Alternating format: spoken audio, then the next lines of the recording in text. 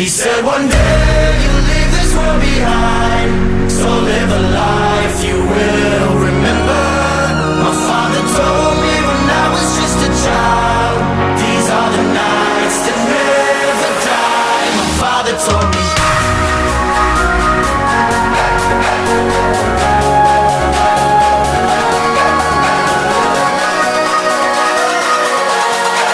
These are the nights that never die. My father told me.